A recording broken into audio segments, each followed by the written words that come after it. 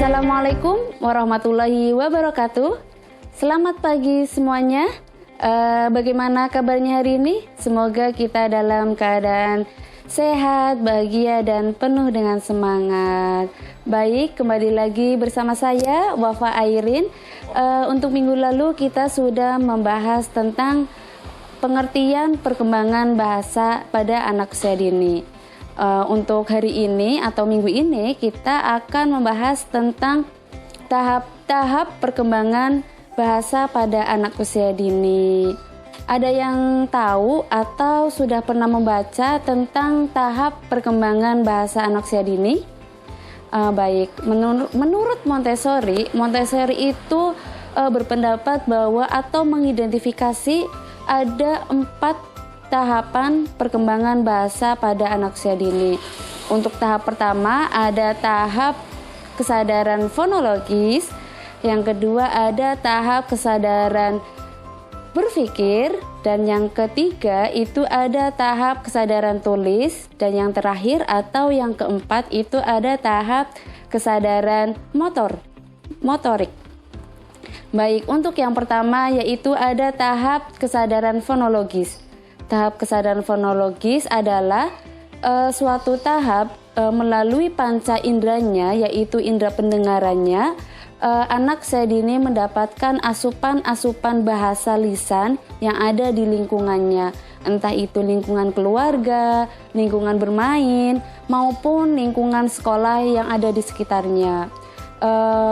Bahasa lisan ini merupakan suatu alat di mana melalui panca inderanya anak-anak itu bisa menyerap bahasa lisan pada anak usia dini, sehingga anak usia dini itu bisa memahami susunan-susunan alfabetis dari huruf-huruf, bisa memahami kata, memahami kalimat, bahkan bisa memahami informasi-informasi yang sangat sederhana. Nah, dari sinilah tahap fonologis menjadi tahap yang sangat dasar di mana anak-anak bisa bisa memahami konsep bahasa, yaitu bahasa pada anak usia dini. Untuk poin yang kedua atau tahapan yang kedua yaitu ada tahap kesadaran berpikir. Pada tahap kesadaran berpikir ini, anak sudah mendapatkan asupan-asupan bahasa lisan. Kemudian asupan-asupan bahasa lisan ini dijadikan sebagai sarana untuk berpikir anak usia dini. Maka melalui bahasa lisan yang diperoleh oleh anak usia dini mampu memahami segala informasi, memahami nama-nama benda, dan memahami maksud dan tujuan di dalam sebuah komunikasi.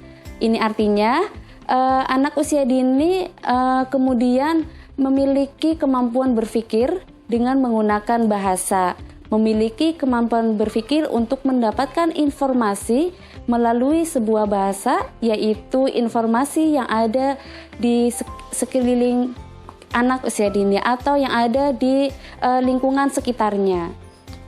Untuk tahap kesadaran yang ketiga yaitu ada tahap kesadaran tulis.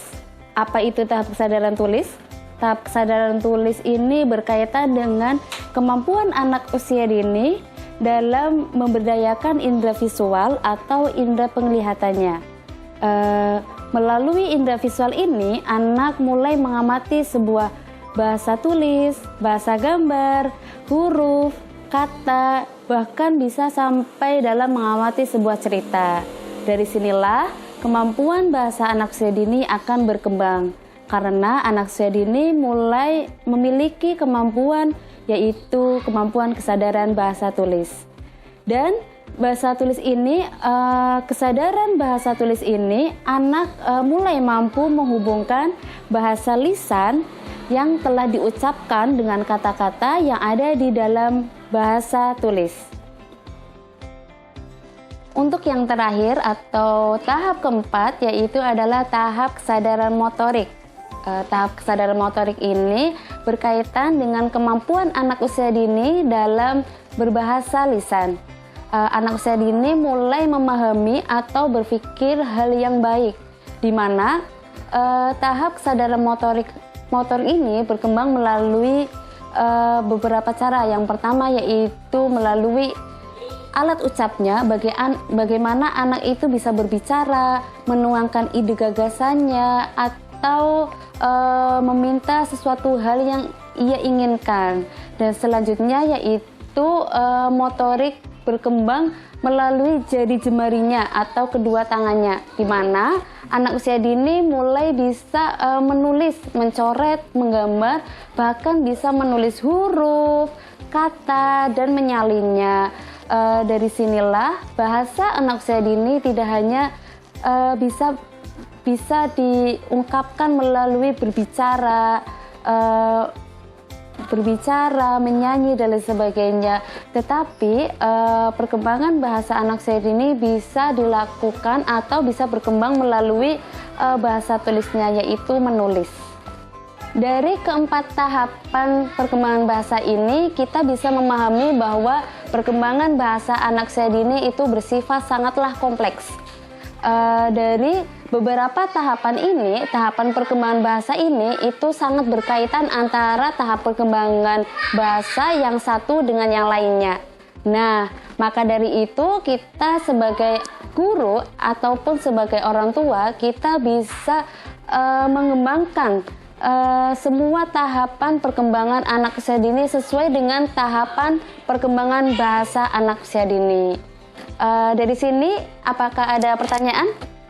Baik, jika tidak ada pertanyaan, marilah kita tutup pertemuan kali ini dengan bacaan hamdalah bersama-sama. Alhamdulillahirrabbilalamin. Saya Wafa Irin. Sampai jumpa di pertemuan selanjutnya dengan membahas topik-topik yang berbeda. Wassalamualaikum warahmatullahi wabarakatuh.